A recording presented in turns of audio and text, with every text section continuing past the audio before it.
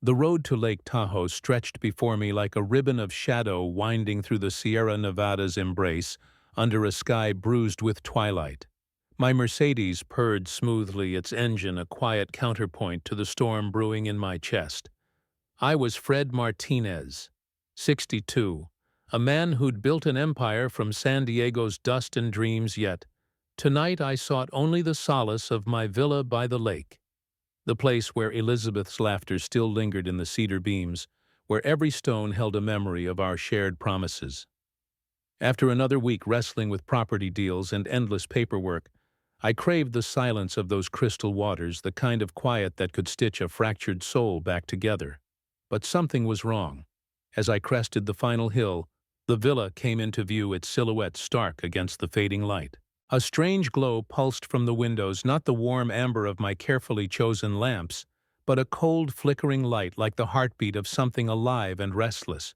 My grip tightened on the steering wheel, knuckles whitening. I'd built this place with my own hands, well, my blueprints and my fortune at least. Every tile, every pane of glass, every curve of the terrace overlooking the lake was a testament to Elizabeth and me, a sanctuary for our future. A future stolen by her illness 3 years ago. So why did my sanctuary feel like it was holding its breath? I parked in the gravel drive, the crunch of stones under tires louder than it should have been. My weekend bag felt heavier than usual as I slung it over my shoulder, my eyes scanning the villa. The air was thick with pine and something else, something metallic like the scent of a storm about to break. I approached the front door, my key already in hand, but froze when I heard voices. Low conspiratorial drifting from the private terrace I'd designed for Elizabeth's morning coffees. My heart stuttered. No one should be here. I hadn't told a soul I was coming. Stepping lightly, I moved around the side of the villa, staying in the shadows of the pines. The terrace came into view, and there they were, two figures draped in white robes, standing like specters against the lake's mirrored surface. My daughter Kelly leaned against the railing, her dark hair catching the last glimmers of sunlight, a coffee mug steaming in her hand. Beside her, her husband Palmer shifted uneasily, his broad shoulders hunched, as if he sensed my arrival. Their voices were sharp, cutting through the evening stillness. "It's perfect, isn't it?" Kelly said, her tone laced with a satisfaction that felt foreign, almost predatory. "This place is ours now. Ours," the word landed like a blade. This was my villa, bought with 30 years of sweat, every penny scraped from construction deals that broke lesser men.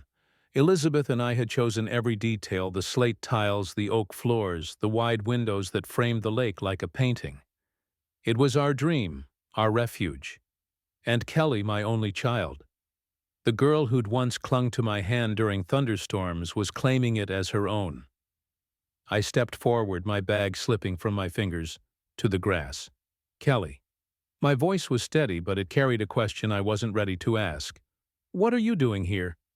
She straightened her face, hardening into something I didn't recognize. Not the rebellious teenager who'd rolled her eyes at my rules, not the grieving daughter who'd wept at Elizabeth's funeral. This was something colder, sharper, like a stranger wearing my daughter's skin. "Dad?" She called out, her voice slicing through the air. "You can't stay here. Palmer and I have plans. A romantic weekend. You need to leave." The words hit like a physical blow, knocking the breath from my lungs. I blinked, certain I'd misheard. "This is my villa, Kelly. My name's on the deed. What are you talking about?" She set her mug down with a sharp clink, the sound echoing like a gavel. "I don't care. We were here first and we're not leaving." Palmer mumbled something, his eyes darting to the ground. But Kelly waved him off with a flick of her wrist. Her robe slipped slightly, revealing a necklace I hadn't seen before, a silver pendant shaped like a crescent moon glinting with an unnatural sheen. It caught my eye, stirring a vague unease, as if it held a secret I wasn't meant to know. "Honey," I said, taking a step toward the terrace, my voice softer now, pleading. "I drove 2 hours. I just wanted a quiet weekend." "Get out!" She snapped, her voice rising to a shout that echoed across the lake. "You're just in the way." In the way, the phrase burned, searing through memories of bedtime stories, of Kelly calling me daddy until she was 16, of her clinging to me at Elizabeth's grave. This was my retreat, the place where I came to feel Elizabeth's presence, where her voice still whispered in the wind. And now my daughter stood on my terrace in my home, dismissing me like a trespasser. Palmer avoided my gaze. His face flushed above his robe's collar, his discomfort palpable. But Kelly's eyes held no shame, only a cold determination that chilled me more than the mountain air. I stood there, bag at my feet, staring at the daughter I'd raised, loved, sacrificed for. 28 years old, and she was ordering me off my own property like I was nothing. Kelly, I tried again, my voice cracking under the weight of disbelief. This is my home. Elizabeth's gone. She cut me off, her words a blade twisted in an old wound. And you're not welcome here anymore. Go. The finality in her tone was a door slamming shut. I bent to pick up my bag, my knees creaking, my body suddenly feeling every one of my 62 years. Elizabeth's voice echoed in my mind, soft and patient. Be patient with her, Fred. She's still grieving. 3 years of patience, of giving Kelly space, money, support, every check written, every demand met, every tear dried. And this was my reward. Fine. I said the word, tasting like ash. I'll go. But as I turned toward my car, something shifted inside me, a spark igniting in the darkness of my grief. I glanced back at the villa, at the strange light pulsing through the windows, at Kelly's necklace glinting like a warning. This wasn't just about a weekend. Something deeper, darker was at play, something I couldn't yet name.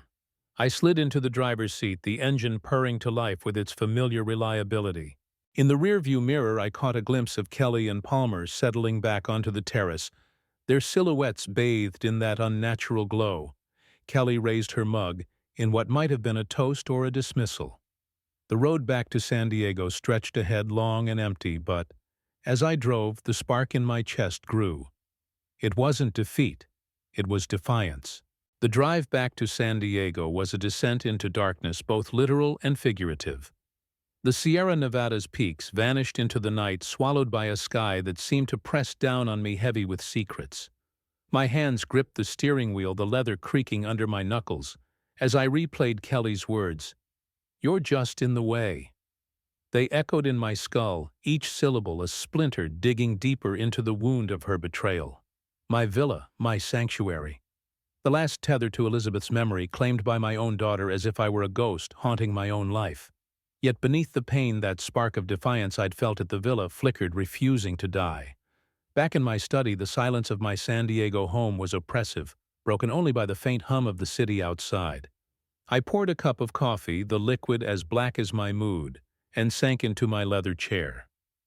Elizabeth's photograph watched me from the desk, her gray eyes soft with the patience she'd always urged me to show Kelly. Be patient with her, Fred. She's still processing the grief.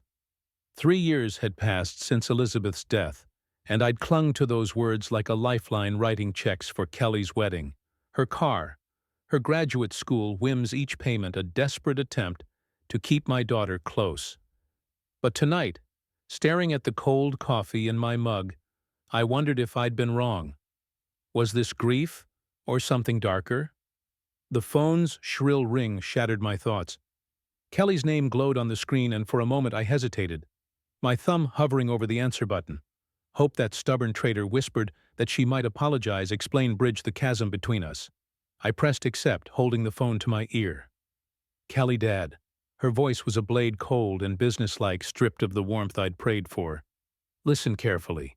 Palmer and I have decided. The villa belongs to his parents now. Carl and Margaret need it more than you do. You're forbidden from going there anymore.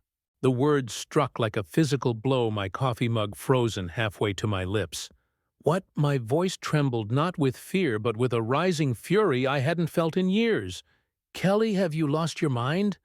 You can't just take my property. Actually, I can. She snapped, her tone sharpening to a razor's edge. And I am.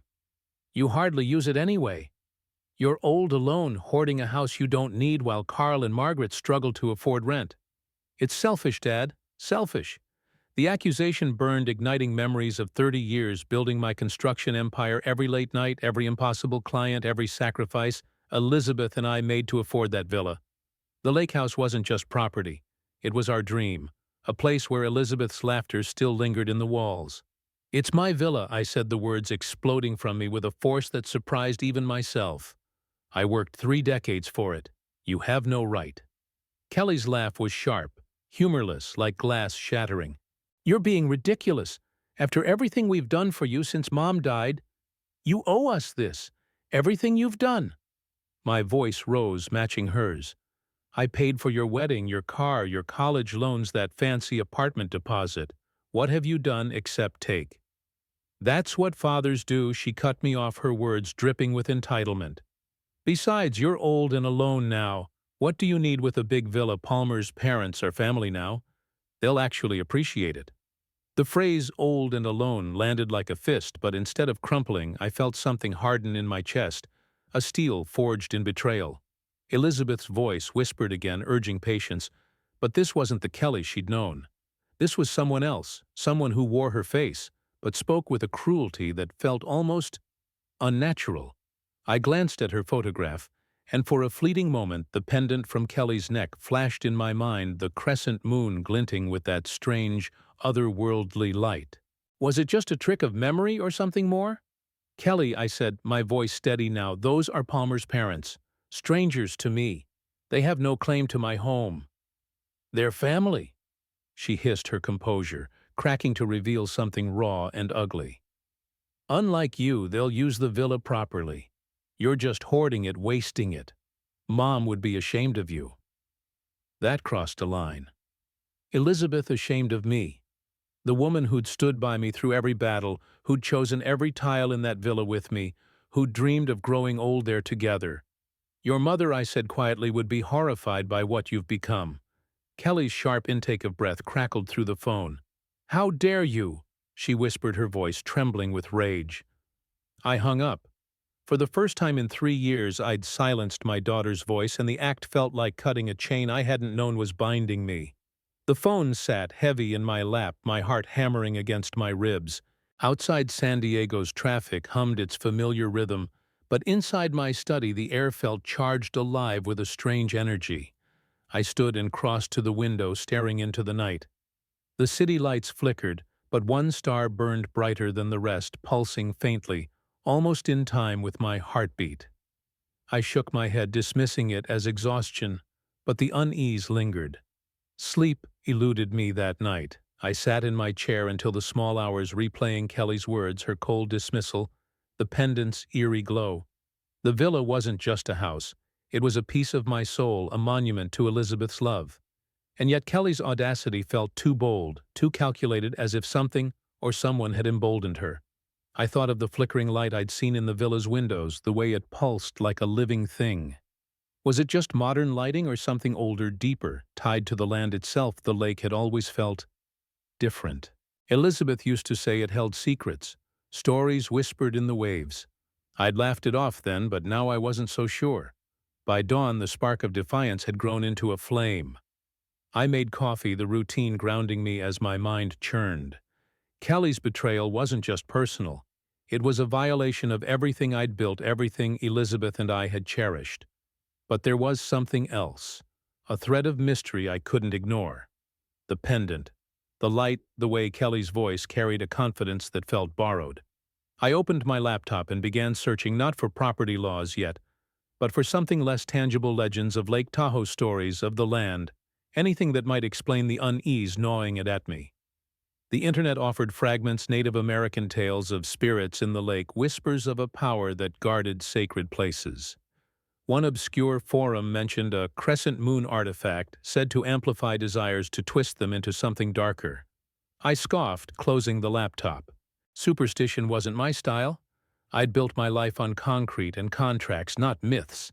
Yet the image of Kelly's pendant lingered, its silver curve sharp in my memory. I thought back to the past 3 years, the pattern I'd been too blind to see. Kelly's wedding, $15,000, handed over without question, her casual acceptance as if it were her due. The SUV for Palmer, $25,000, with barely a thank you. Graduate school, $40,000, over 2 years, her calls growing shorter, colder, until they only came with new demands. Each time I'd told myself it was love, a father's duty to provide. But now, staring at the empty coffee mug, I saw it for what it was: exploitation. I'd trained Kelly to see me as a resource, not a person. And that pendant, that strange light, were they symbols of her greed or something more sinister? The phone buzzed again, Kelly's name flashing. I let it ring, watching the screen until it went silent. Another message followed. Dad, we need to talk. Don't be stubborn. Don't be. Then another. Palmer's parents are coming to the villa this weekend. It's done. I deleted them without responding, my jaw tight. She thought she could dictate terms, assume my surrender. But she'd miscalculated. The man who'd built a construction empire from nothing wasn't the pushover she'd counted on. I stood crossing to the bookshelf where I kept Elizabeth's old journals. She'd loved writing, capturing her thoughts in neat, looping script. Maybe there was something in them, a clue about the villa, about Kelly. I pulled one down, its leather cover worn from years of handling. As I opened it, a faint scent of lavender drifted out, Elizabeth's favorite. The pages were filled with sketches of the lake, notes about its beauty, but one entry caught my eye, dated a month before her death. The lake feels alive tonight. I saw lights in the water moving like they knew me. Fred thinks I'm imagining things, but I swear the villa hums sometimes, like it's guarding us. Or warning us. My breath caught. Lights in the water. The same pulsing glow I'd seen in the villa's windows. Was it coincidence, or had Elizabeth sensed something I'd ignored? I flipped through more pages, finding references to dreams, to a presence in the villa that felt protective yet restless. She'd never mentioned these to me, perhaps knowing I'd dismiss them as fanciful. But now, with Kelly's betrayal and that pendant's eerie shine, I wondered if I'd been blind to more than just my daughter's greed. The room felt colder, the air heavier, as if Elizabeth's words had stirred something unseen. I set the journal down, my mind racing. Kelly's actions weren't just about money or entitlement. There was a purpose behind them, a shadow I couldn't yet name. But I wasn't the broken widower she thought I was. The villa was mine, not just by deed, but by right, by love, by the promises Elizabeth and I had carved into its walls. And I'd be damned if I let anyone, daughter or not, steal it from me. As the sun rose over San Diego, casting golden light across my study, I made a decision. This wasn't just a fight for property. It was a fight for my soul, for the man I'd been before grief and guilt dulled my edges. Kelly thought she could erase me, but she'd awakened something instead, a strength I'd forgotten, a fire that burned hotter with every betrayal. And if there was something more to this, something tied to the villa's strange light or that pendant's power, I'd find it. I'd protect what was mine, not just with contracts, but with whatever it took. The phone buzzed again, but I ignored it. Kelly could wait. The star I'd seen last night still burned in my mind, pulsing like a signal. I didn't know what it meant, but I knew one thing. The battle was just beginning, and I was no longer the man who surrendered. The San Diego sunrise painted my study in hues of gold and amber, but it couldn't warm the cold resolve hardening in my chest. Kelly's betrayal wasn't just a personal wound. It was a declaration of war, and I was done retreating. The villa, my sanctuary. Elizabeth's legacy wasn't just bricks and mortar. It was a piece of my soul, and now it seemed a keeper of secrets I was only beginning to grasp. The pulsing light I'd seen in its windows, the crescent moon pendant around Kelly's neck, the cryptic entries in Elizabeth's journal, they all pointed to something beyond greed, something woven into the very fabric of the lake house. But whether it was a trick of grief or a deeper mystery, I wasn't the man to surrender. Not anymore. I stood from my chair, Elizabeth's journal still open on the desk, its pages whispering of lights in the lake and a house that hummed. My coffee had gone cold, but my mind was alight with purpose. 30 years of building a construction empire had taught me one unshakable truth: the first to reveal their timeline loses the negotiation. Kelly's text about Palmer's parents arriving this weekend, Sunday, May 4th, was her mistake.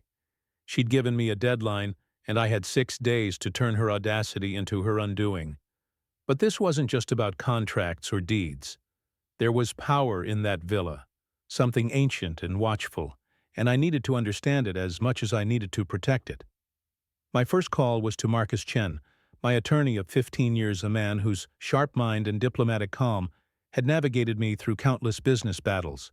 His office was a fortress of glass and mahogany overlooking the San Diego harbor, and by 9 a.m. I was seated across from him, the leather chair creaking under my weight. Marcus's dark eyes studied me, sensing the weight of my purpose before I spoke. "Fred," he said, extending a hand, "you look like a man with a war to wage." "I am," I replied, my voice steady. "Someone's trying to claim my Lake Tahoe villa." "My daughter, Kelly." Marcus's eyebrow lifted, but his professionalism held firm. "Family disputes are messy," he said, pulling out a legal pad. "What exactly are we dealing with?" I recounted the confrontation at the Villa, Kelly's cold dismissal, and her audacious phone call claiming the house for Palmer's parents. I left out the pendant and the strange light, unsure how to explain what I barely understood myself. "She thinks she can take it," I said, "but the deed's in my name. I need to make sure it stays that way." Marcus's pen moved swiftly across the pad. "First, we confirm your ownership documentation is airtight. Deeds, transfer records, everything. Then we explore protective measures, trusts, LLCs, maybe a charitable transfer with a lifetime usage clause for you. That's the cleanest way to lock it down." He paused, studying my face. "How fast do you need this?" "They're coming Sunday," I said. "I don't have weeks." Marcus set down his pen, his gaze sharpening. "Someone's trying to force you off your own property, Fred. That's not just a family spat. That's coercion. We start today. Get me every document related to the villa by tomorrow morning, and document everything, conversations, threats, anything she says. It matters in court. Court." The word hung heavy, a reminder of how far things had fallen. But as I nodded, I felt the spark of defiance flare brighter. Kelly thought she could bully me, but she'd forgotten who I was. I'd outmaneuvered developers, contractors, and competitors who thought they could break me. She was about to learn the same lesson. As I left Marcus's office, the harbor sparkled below, sailboats gliding like ghosts across the water. My reflection in the elevator's polished doors showed a man who looked older than his 62 years, but there was something new in his eyes. Determination, yes, but also a curiosity, a hunger to unravel the villa's secrets. The pendant, the light, Elizabeth's words about the lake being alive, they were pieces of a puzzle I couldn't ignore. But for now I needed more than legal defenses. I needed a trap. That's where Derek Collins came in. My neighbor, a tech wizard who'd turned his basement into a laboratory of circuits and code, owed me a favor after I'd helped him fix a flooding issue last winter. By 10 a.m. I was knocking on his door, the weight of Elizabeth's journal tucked under my arm. Derek answered in his usual uniform, faded jeans and a startup t-shirt, his wire-rimmed glasses reflecting the morning light. "Fred," he said, stepping aside, "you look like you're plotting something big." "I am," I said, stepping into his cluttered home office where 3 monitors glowed with lines of code. "I need your help with a creative project, something to make a point." Derek's eyes lit up. His curiosity piqued. "Creative, how? You're not the type for pranks." "Not a prank," I said, choosing my words carefully. "A demonstration. At my villa. For some unexpected guests who think they can claim it." He leaned forward, grinning. "Now you've got my attention." "What kind of demonstration?" I explained the situation. Kelly's betrayal, her plan to hand the villa to Palmer's parents, the need to protect what was mine. But I also hinted at the strange light I'd seen, the way the villa seemed to pulse with something beyond electricity. "I want to make them think twice," I said. Motion sensors, lights, sound, something that feels alive, like the house itself is rejecting them. Derek's grin widened, a spark of mischief in his eyes. "You're talking about a haunted house setup, but with tech. Smart home integration with a psychological edge. Motion-triggered lights, voice assistants with custom messages, maybe some environmental effects." "How far do you want to go?" "As far as it takes," I said, the flame in my chest burning hotter. "I want them to feel like the villa's fighting back." For the next 2 hours, Derek transformed into a mad scientist, pulling gadgets from shelves and sketching plans on a whiteboard. "Motion sensors in every room," he said, his voice buzzing with excitement. "We'll program them to trigger LED strips that strobe in disorienting patterns, red, blue, white, like a storm inside the house. Voice assistants can deliver warnings, 'You are not welcome here.' We can even add water flow controllers, turn on faucets, showers, create chaos, and—" He paused, glancing at me. "If you want to lean into the spooky, I've got projectors for shadow effects. Moving figures, shapes that mess with their heads. I nodded, my mind racing. Can we make it feel personal? Like the house knows them? Derek's eyes gleamed. Oh, Fred, you're speaking my language. Facial recognition to target specific people, custom voice messages based on who's in the room. And I've got a prototype, a sound system that layers, whispers, footsteps, creaks. It'll make them think the house is alive. Alive. The word sent a shiver down my spine, echoing Elizabeth's journal. Let's do it, I said. All of it. By noon, Derek's SUV was loaded with enough tech to outfit a sci-fi film set. Motion detectors, programmable LEDs, wireless speakers, hidden cameras, and a tablet loaded with home automation software. The drive to Lake Tahoe was a blur. Derek talking nonstop about cascading response sequences, motion triggering lights, lights triggering voices, voices triggering water. The house becomes a living entity, he said, practically bouncing in his seat. They'll think it's haunted. I glanced at him, the journal resting in my lap. What if it is? He laughed, but it was uneasy, as if he sensed the weight behind my words. You're serious, I don't know, I admitted. The villa's always felt different. Elizabeth wrote about lights in the lake, a hum in the walls. And Kelly, she was wearing this pendant, silver-shaped like a crescent moon. It didn't look right. Derek's brow furrowed, but he didn't dismiss it. Weird vibes at old houses aren't uncommon. Tahoe's got stories, native legends about spirits in the water. But let's focus on what we can control. This system will make your guests regret stepping foot in your villa. We arrived at the villa just after 2 p.m., the lake shimmering under a cloudless sky. Derek whistled as we pulled into the driveway. This place is stunning, Fred. No wonder they want it.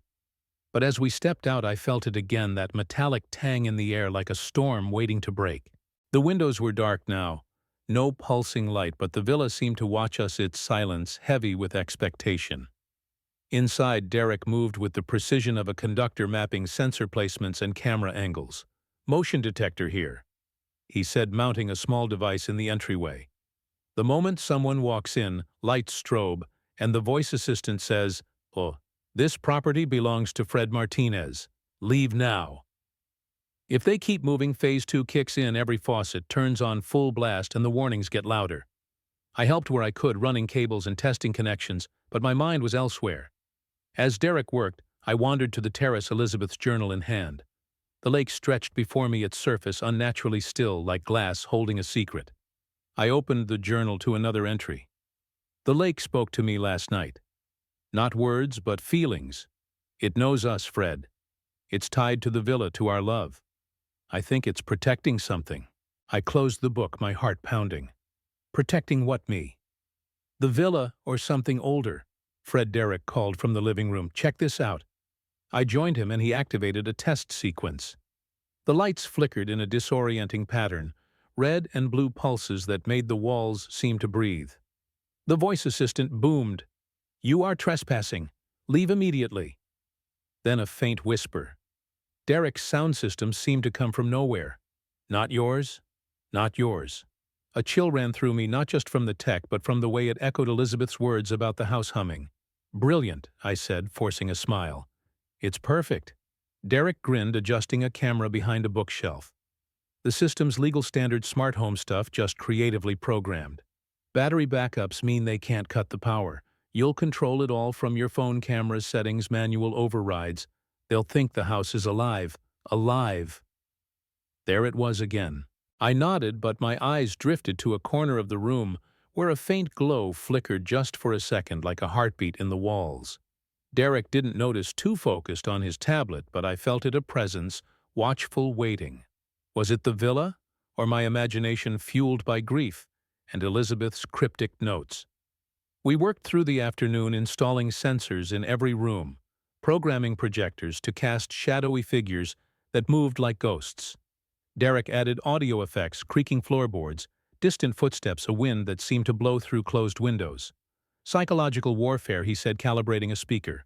The brain tries to make sense of chaos. They'll see things that aren't there. By evening, the villa was transformed. To the naked eye, it was still my peaceful retreat. But beneath the surface lay a technological web ready to ensnare. Derek handed me the control tablet, showing me how to monitor feeds and trigger sequences. Sunday's going to be unforgettable, he said, packing his tools. I almost pity your guests, don't I said, my voice hard. They chose this. As we locked up, the lake reflected the first stars, and I caught another glimpse of that pulsing light in the villa's windows. It was faint, fleeting but undeniable. Derek didn't see it already heading to his car, but I lingered my hand on the journal. "What are you trying to tell me?" I whispered to Elizabeth, to the villa, to whatever force lingered here. The drive back to San Diego was quiet, Derek's excitement fading into fatigue. I kept the journal closed, my mind churning. Kelly's pendant. The lake's legends. Elizabeth's words, they were threads in a tapestry I couldn't yet read. But one thing was clear, the villa wasn't just a prize to be stolen. It was a battleground. And I was ready to fight, not just with tech and law, but with the strength I'd forgotten I had. The man who'd built an empire wasn't gone. He was waking up, and he was angry. Sunday, May 4th arrived with the precision of a guillotine. I sat in my San Diego study at 2:00 p.m., the room bathed in the soft glow of 3 monitors linked to the villa's hidden cameras. Lake Tahoe shimmered through the high-definition feeds, its surface deceptively serene, reflecting pine trees and a sky untouched by clouds. The villa stood silent, its familiar silhouette masking the technological web Derek and I had woven, a trap poised to spring. My phone rested beside the keyboard, its screen displaying the home automation app that held the reins of every sensor, light, and speaker in the house. Motion detectors, armed audio sequences, loaded projectors ready to cast their ghostly dance, water systems primed for chaos. Everything had tested perfectly on Wednesday. Now it was time for the performance. I leaned back in my leather chair, Elizabeth's journal open on the desk, her words haunting me. The lake knows us. It's protecting something. The villa had always felt alive to her, a guardian of our shared dreams. Since reading her entries, I'd begun to sense it too. The faint hum in the walls, the pulsing light I'd glimpsed in the windows, the metallic tang in the air. Was it just Derek's tech amplifying my imagination? Or was the villa itself an ally in this fight? Kelly's crescent moon pendant lingered in my mind, its unnatural sheen hinting at a power I didn't understand. But understanding could wait. Today I'd reclaim what was mine. At 2:28 p.m., a dark blue minivan appeared on the approach road camera, right on schedule. Kelly's punctuality, once a source of pride, was now a weapon I'd use against her. The vehicle rolled into the driveway with the confidence of conquerors, gravel crunching under tires as if announcing their claim. Kelly emerged first, her dark hair catching the afternoon light, her posture radiating triumph. Palmer climbed out from the driver's seat, moving to the back to unload luggage with his parents, Carl and Margaret Thompson. They looked exactly as I'd pictured, retirement-aged, weathered, but eager, carrying suitcases and boxes with the efficiency of a permanent move. Margaret clutched a pair of house slippers, already planning to settle into my home. My jaw tightened.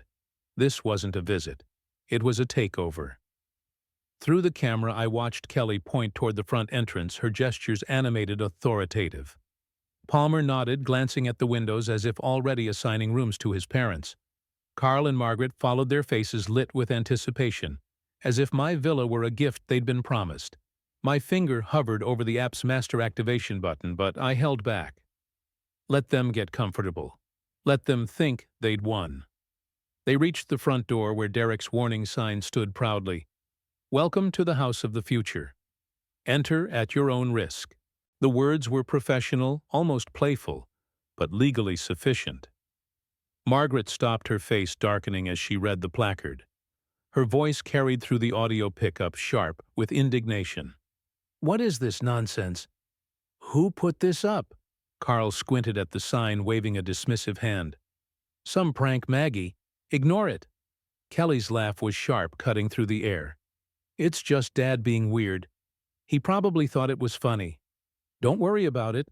Palmer shrugged, reaching for the door handle. "The old man's always been eccentric. Let's get inside." But Margaret wasn't done. With surprising strength, she grabbed the sign's bracket and yanked it free, the wood splintering as it clattered to the ground. "I won't have this ruining our first day in our new home," she declared, kicking the sign aside. Kelly clapped, delighted. "Perfect, Margaret. This is your house now." I watched through the monitors, my blood boiling. They'd dismissed my warning, trampled my boundaries, and now stepped over the broken sign as if it were nothing. Palmer inserted a key, likely copied from the spare I'd trusted Kelly with years ago, and the lock turned smoothly. The door swung open and my daughter led her in-laws into my villa like a general claiming a conquered fortress. "Make yourselves at home," Kelly announced, her voice echoing through the entryway. "This place is yours now." Margaret's delighted gasp crackled through the speakers. "It's even more beautiful inside, Kelly. I can't believe how easy this was. Some people are just pushovers. Pushover." The word stung, but it also fueled the fire in my chest. My finger hovered over the activation button, the monitors showing red indicators as motion sensors detected their presence. 4 targets inside the villa, systems armed. I waited, letting them cross the threshold, letting their arrogance settle. At 3:00 p.m., as Kelly's silhouette appeared in the living room feed, I pressed execute. The transformation was instantaneous, magnificent, and otherworldly. Every light in the villa erupted into chaotic strobes, red, blue, and white, flashing in patterns that turned the serene interior into a disorienting nightmare. Faucets and showers roared to life, water thundering through pipes, a symphony of chaos that echoed through the house.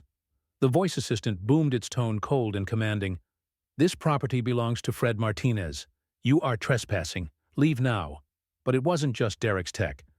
As the systems activated, I saw it again, the pulsing light, not from the LEDs, but from the walls themselves, a faint rhythmic glow that seemed to sync with the strobes. My breath caught. Was it the villa responding to my command, amplifying the trap? Elizabeth's words echoed.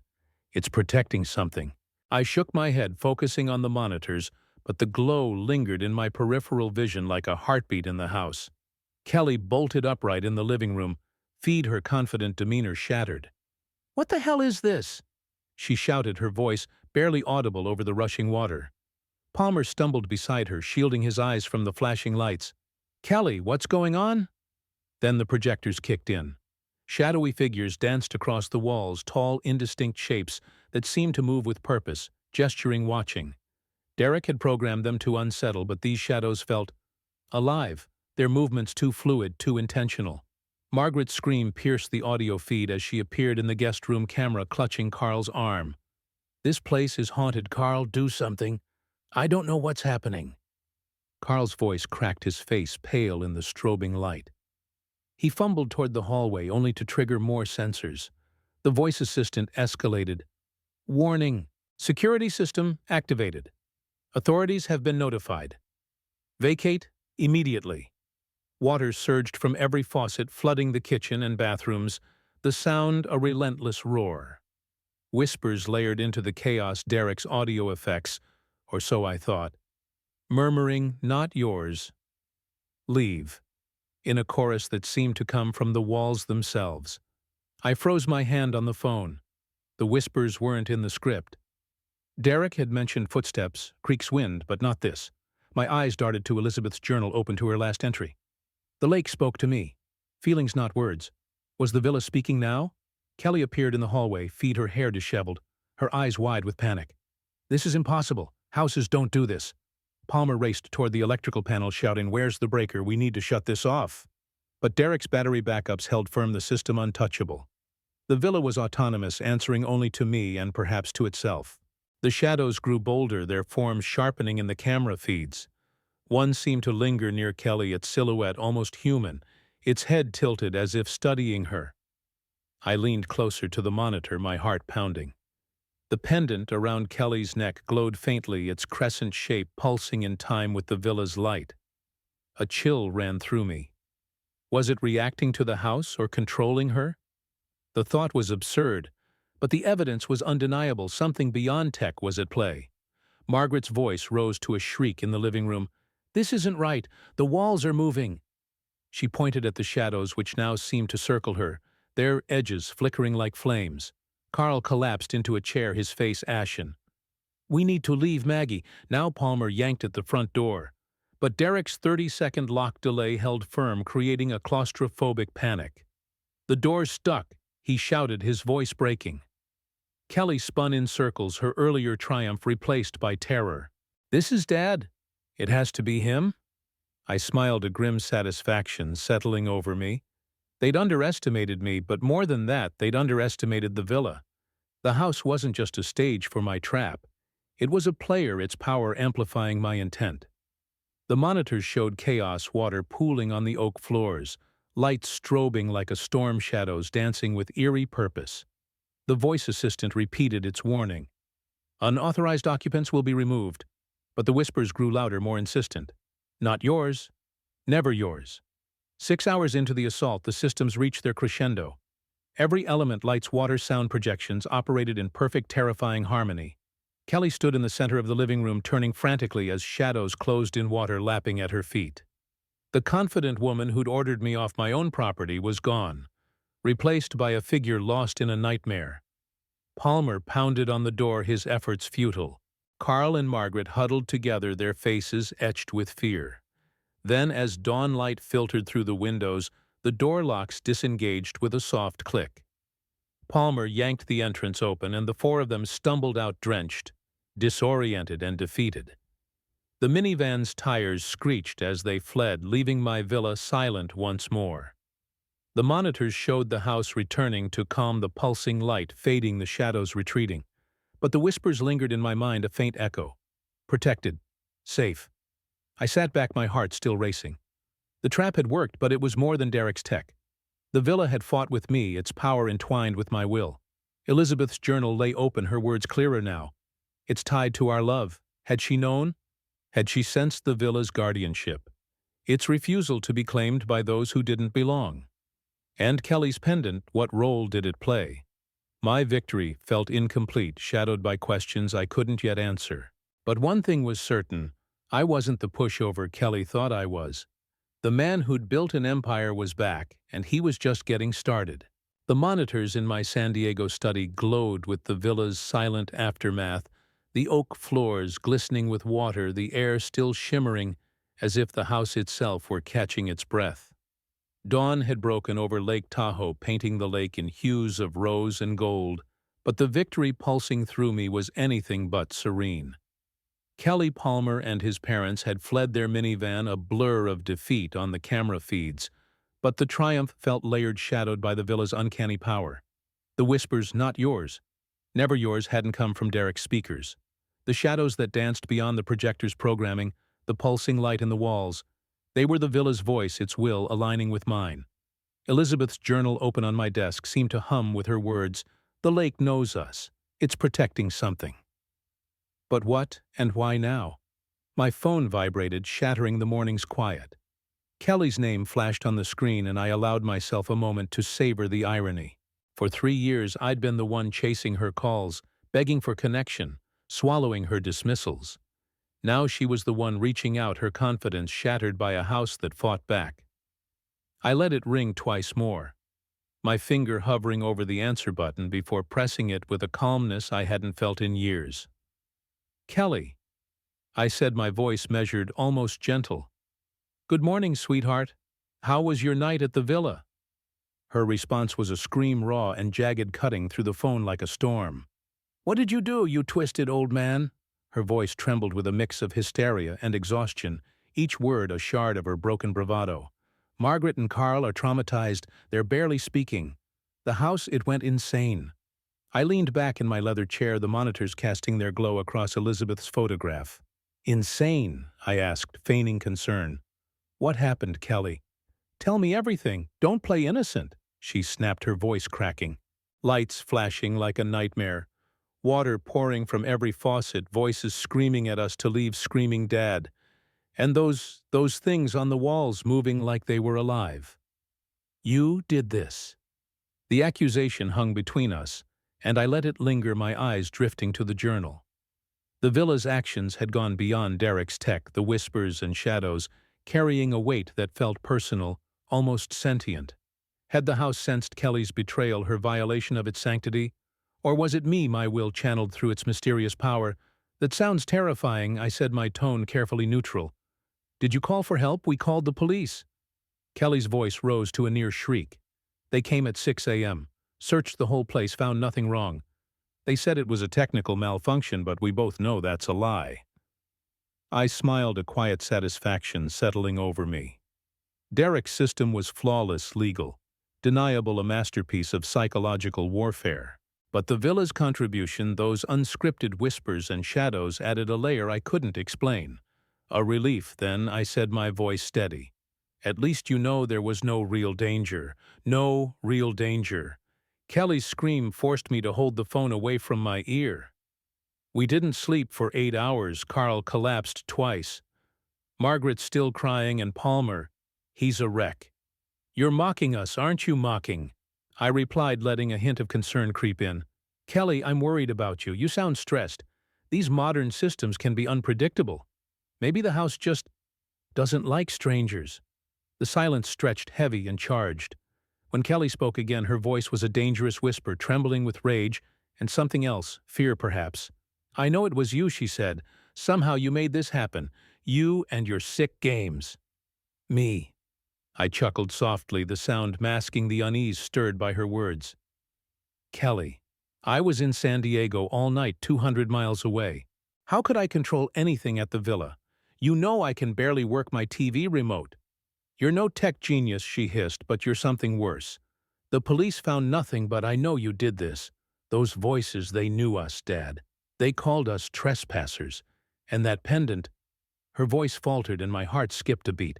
It burned me like it was angry. The pendant. My mind flashed to its crescent shape, its unnatural glow pulsing in time with the villa's light. Burned you? I asked, keeping my tone even. What do you mean it doesn't matter? She snapped, but the tremor in her voice betrayed her.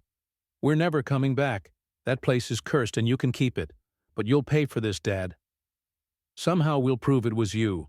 Prove what I asked, my voice soft but unyielding. That you had a bad night in a house the police say malfunctioned. Good luck with that. Another silence, longer this time. When she spoke, her voice was hollow, stripped of its earlier fire. I underestimated you, she said. I thought you were weak, just a grieving old man who'd give me anything. But you're different now. You underestimated a lot of things, I said quietly. This is over, Kelly. You got your night in my villa. I hope it was educational. The line went dead. I set the phone down, my gaze returning to the monitors. The villa stood silent, its windows dark, but I could almost feel its presence, a guardian that had fought alongside me. Elizabeth's journal lay open, her words a quiet echo. It's tied to our love. Had the villa sensed my pain, my resolve?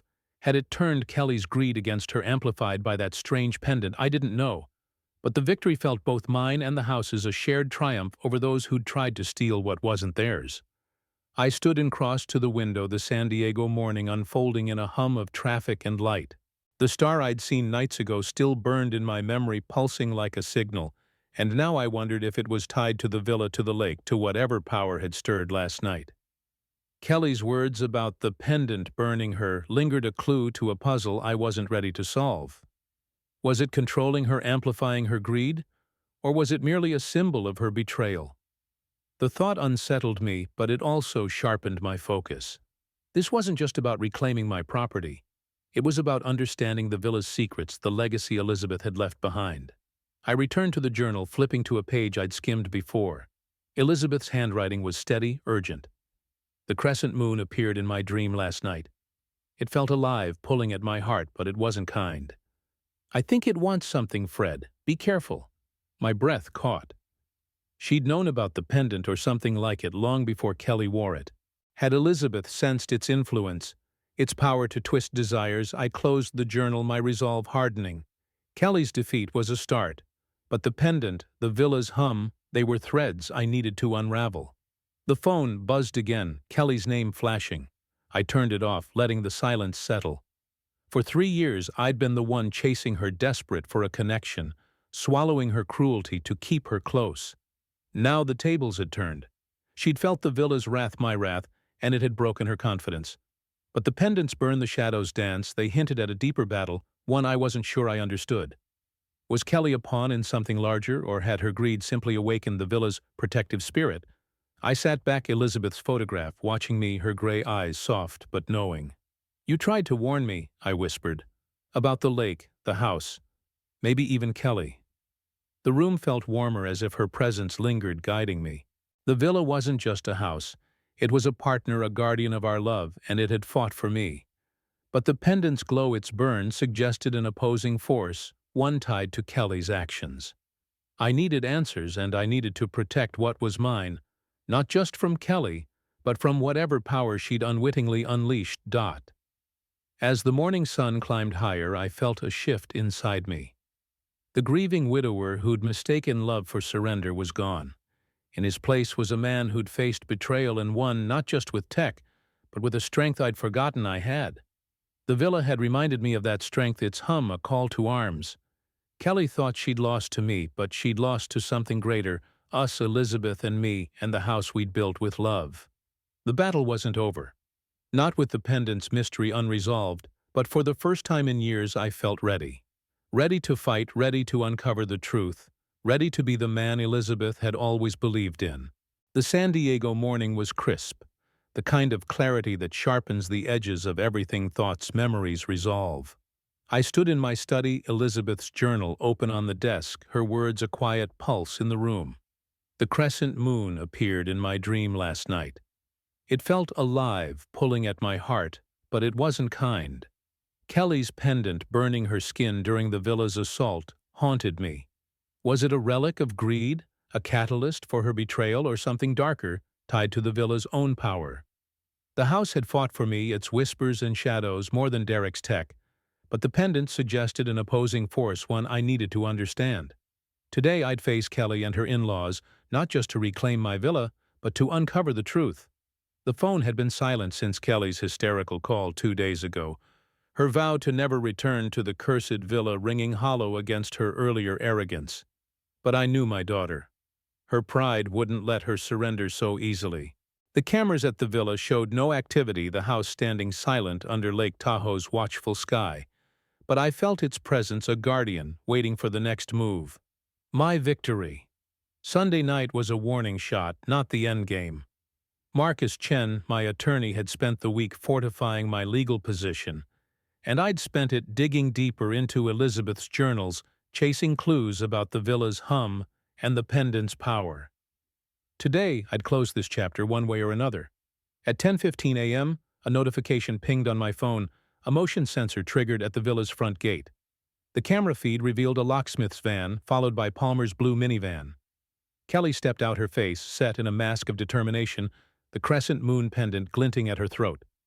Palmer followed, his shoulders hunched, and behind them Carl and Margaret, their expressions grim but resolute. The locksmith, a wiry man with a toolbox, approached the gate, but the villa's security system, Derek's upgrades, layered with something I couldn't explain, held firm. The gate's lock refused to yield, its digital keypad flashing red with each attempt. I watched through my monitors, a grim smile tugging at my lips. They thought a locksmith could breach my defenses, as if the villa were just a house. The cameras caught Kelly's frustration, her hands balling into fists as she barked orders at the locksmith. "Hurry up! We're moving in today, whether he likes it or not." Her voice, sharp through the audio feed, carried none of Sunday's fear, only a desperate need to reclaim control. Palmer muttered something, his eyes darting to the villa's windows, where a faint glow pulsed for a moment, too quick for them to notice, but clear to me. The house was awake, watching. Margaret clutched Carl's arm, her face pale. "I don't like this, Carl. That place, it's not right." "It's just a house?" Carl snapped, but his voice trembled. "We're not letting Fred scare us off again." The locksmith threw up his hands, stepping back. "This lock's beyond me," he said. "It's some kind of smart system. You'd need the master code or a tech genius to crack it." Kelly's face twisted, her eyes blazing as she turned to Palmer. "This is his doing. He's mocking us again." The pendant at her throat seemed to flicker its silver, catching the sunlight in a way that felt alive, almost defiant. I leaned closer to the monitor, my pulse quickening. Was it reacting to her anger or to the villa itself? I could have let them stew. Let the villa's defenses hold them at bay, but this wasn't just about keeping them out. It was about ending their claim once and for all. I grabbed my keys, Elizabeth's journal, and the legal documents Marcus had prepared, and drove to my attorney's office. The confrontation would happen on my terms in my city, where I held the power. By noon, I was seated in Marcus's glass-walled conference room, the San Diego harbor sparkling below. Marcus sat across from me, his legal pad filled with notes, a contract ready for signatures. "You're sure about this?" he asked, his voice calm but probing. "This move, it's permanent. It's the only way," I said, my fingers tracing the journal's leather cover. "They won't stop unless I make it impossible." Marcus nodded, his eyes sharp with understanding. "I've set up the meeting with Bradley the notary. He's ready to finalize everything. But Fred, if Kelly shows up, it could get ugly." "Let it," I said, the flame of defiance in my chest burning brighter. "I'm done running." At 1:30 p.m. my phone buzzed again, Kelly's name, a video call. I accepted and her face filled the screen, her eyes wild, the pendant glowing faintly against her skin. "Dad," she spat, "you think you're clever with your locks and your tricks. We're at your house. Open the gate or we'll break it down." I leaned back, letting her see the calm resolve in my eyes.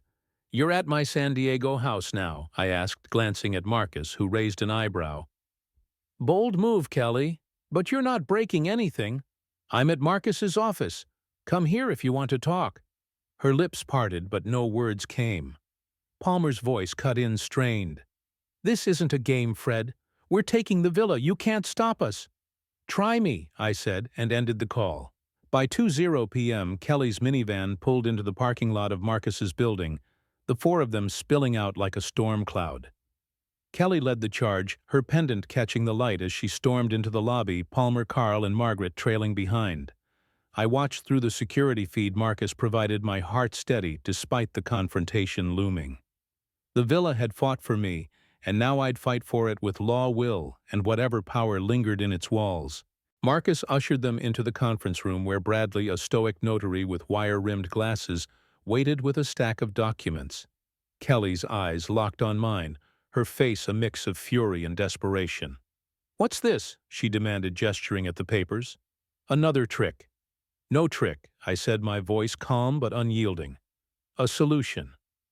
Carl stepped forward, his voice gruff. "You've caused enough trouble, Fred, scaring us with your haunted house nonsense. We're here to settle this." Margaret nodded, her hands trembling.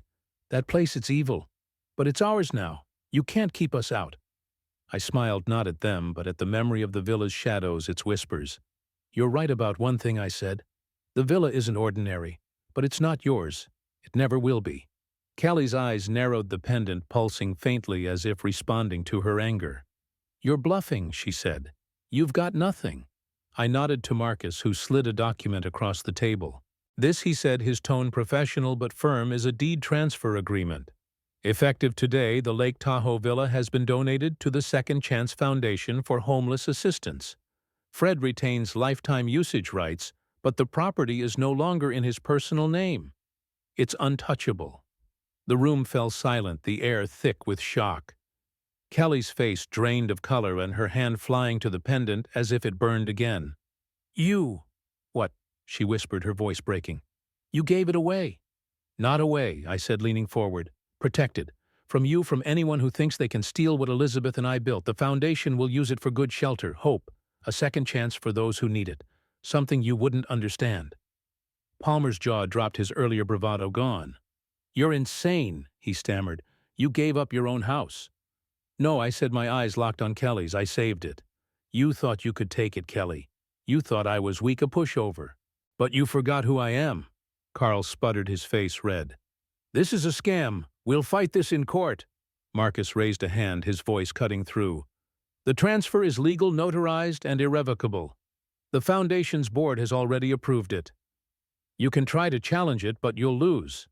The villa is no longer Fred's to take, or yours."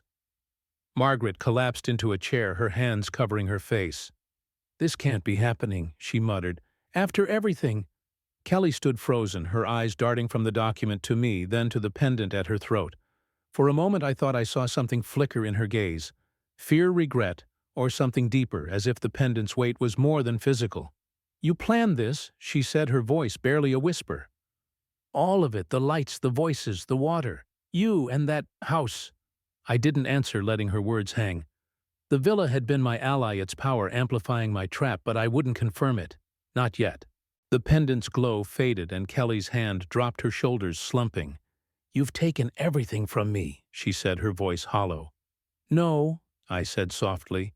"You did that to yourself." Bradley cleared his throat, sliding the notarized document forward. "It's done," he said. "The transfer is complete." Kelly's eyes welled with tears, but they weren't the tears of the daughter I'd once known. They were bitter, defeated, tinged with something I couldn't name. She turned to Palmer, her voice sharp. "Let's go. There's nothing left here." As they filed out, Margaret sobbing, Carl muttering curses. Palmer avoiding my gaze, I felt a weight lift. The villa was safe, not just from them, but from whatever force the pendant represented. Elizabeth's journal lay on the table, its presence a quiet reassurance. "It's tied to our love," she'd written. "The house had fought for me, for us, and now it was protected forever." I stood shaking Marcus's hand, then Bradley's. "Thank you," I said, my voice steady. "For everything." Marcus nodded, a rare smile breaking through. "You're a tough bastard, Fred. They never stood a chance." As I drove home, the San Diego skyline gleaming under the afternoon sun, I felt the villa's presence even from 200 miles away. The pendant's mystery lingered, a thread I'd need to pull, but for now I'd won. Not just the legal battle, but the battle for myself, the man Elizabeth had loved, the man who'd built an empire and refused to be broken.